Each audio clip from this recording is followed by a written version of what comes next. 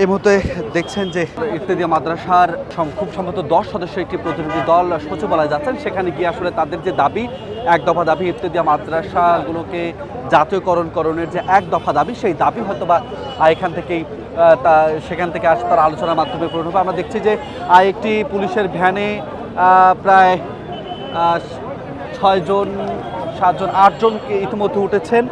কত সদস্যের, খুব সম্ভবত 10 সদস্যের একটি প্রতিনিধি দল যাবে। আমরা দেখছি যে তারা উঠছেন। প্রধান যিনি নেতৃত্ব দিচ্ছেন আলামিন, তিনি উঠছেন। আরও বেশ কয়েকজনকে আমরা ভিতরে দেখছি, শিক্ষক প্রতিনিধি, তারা এখানে উঠছেন। খুব সম্ভবত 10 জনের একটি প্রতিনিধি দল তারা সচিবালয়ে যাবেন। সেখানে গিয়ে মূলত তারা তাদের যে দাবি, সেই দাবিগুলো উপস্থাপন করবে এবং আলোচনার মাধ্যমে এই ইফতেদিয়া মাদ্রাসা সম্পর্কে ভালো সিদ্ধান্ত আসতে পারে বলে কিন্তু এখন পর্যন্ত ধারণা করা হচ্ছে। ফলে আমরা আপনাদের দেখানোর চেষ্টা করছি, আপনারা দেখছেন এই মুহূর্তে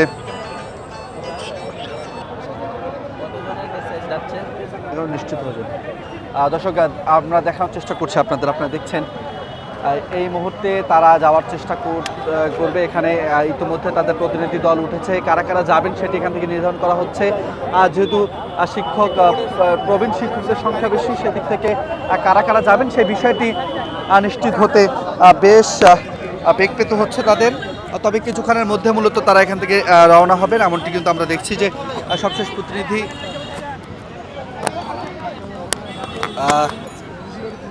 ইয়াং প্রতিনিধি যারা রয়েছেন, তাদের ইয়াং শিক্ষকদের মধ্যেই যারা রয়েছেন তারাও দেখছি যে এখানে উঠছেন। ফলে খুব দ্রুত মূলত তারা এখান থেকে যাবেন, গিয়ে আলোচনা করে পরবর্তীতে আসলে জানা যাবে কোন কোন বিষয়ে আলোচনা হয়েছে বা হবে, কোন প্রেক্ষিতে আন্দোলন কোন দিকে যাবে, এই বিষয়টি কিন্তু তখন আসলে জানা যাবে। এখন পর্যন্ত আমরা যেটি দেখছি যে এখানে শিক্ষকদের প্রতিনিধি তারা যাচ্ছেন। এখানে আমরা বেশ কয়েকজনকে দেখছি। ভিতরে যদি একটু গুনে দেখার চেষ্টা করি, প্রায় 10 জন 12 জনের মতো ইতিমধ্যেই এই ভ্যানটিতে উঠেছেন। পরবর্তীতে মূলত কতজন ফাইনালি যাবেন সেটি গাড়িটি চলা শুরু করলে মূলত আমরা বলতে পারবো। দেখছি যে 17 জনের একটি প্রতিনিধি দল আসলে যাচ্ছে। আমরা একটু কথা বলার চেষ্টা করব, একটু জানার চেষ্টা করব যে কতজনের প্রতিনিধি দল মূলত যাচ্ছে। আমরা একটু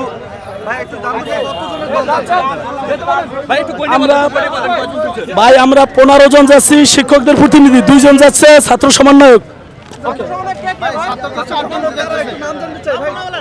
ওমর ফারুক ভাই, ঢাকা আলিয়া শাখার সভাপতি ওমর ফারুক ভাই, আর তার সাথে আরো 2-3 জন আছে। দর্শক দেখছেন যে এই মুহূর্তে গাড়িটি যাচ্ছে। এখানে 15 জন প্রতিনিধি যাচ্ছে, 2 জন সমন্বয়ক সহ 17 জন একটি টিম এখান থেকে যাওয়ার চেষ্টা করছে। আমরা দেখছি গাড়িটি এগিয়ে যাওয়ার চেষ্টা করছে, আর আন্দোলনরত শিক্ষকদের মাঝ দিয়ে গাড়িটি যাওয়ার চেষ্টা করছে। এবং যারা আসলে যাচ্ছেন ভিতর থেকে তারা বলছেন যে বসে পড়ার যে আহ্বান তারা বলছেন, অর্থাৎ আন্দোলনরত শিক্ষকদের এখানে তারা থাকতে বলছেন। আমরা কিন্তু এখন দেখতে পাচ্ছি যে আমরা যদি আপনাদের আরেকটু এগিয়ে যাওয়ার চেষ্টা করে দেখানোর চেষ্টা করি, আমরা একটু কথা বলবো এখানে যারা রয়েছেন। আলোচনায় আপনাদের মূল দাবি কি একটাই থাকবে কিনা? হ্যাঁ, একটাই থাকবে।